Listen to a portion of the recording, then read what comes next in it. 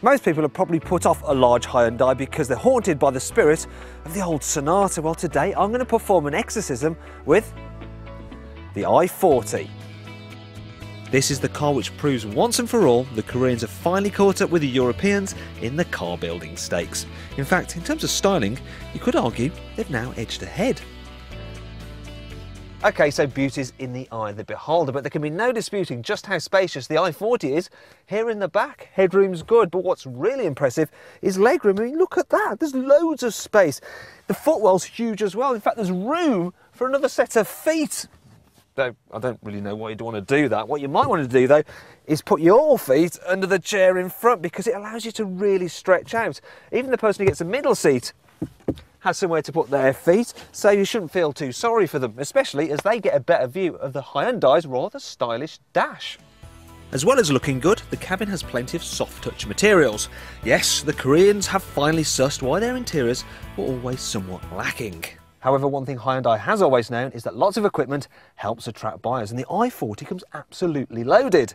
For instance, this mid-spec style version comes with treats such as climate control, satellite navigation and a handy reversing camera. As for useful storage cubbies, well, here's a quick rundown.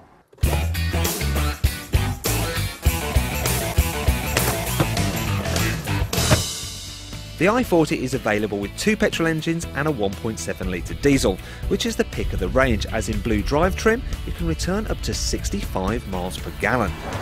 On the move, the engine is punchy and refined, and this makes the i40 a great motorway cruiser. So too does the fact that it's extremely quiet in here and supremely comfortable because the suspension just deals so well with bumps.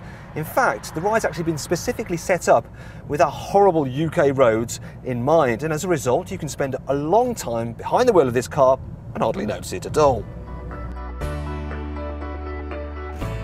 However, that brings me on to the i40's downsides, and the fact that, well, the way it handles isn't particularly memorable. For instance, this steering, while it's nice and light in town, it feels overly assisted at speed and is no way as sharp as what you get on the Ford Mondeo. There's more body roll in the corners as well. And then there's the visibility, because it's not as good as on a VW Passat estate, because you get these huge A-pillars here which create quite a bit of a blind spot when you're pulling out at junctions, and the back window, well, that's pretty small.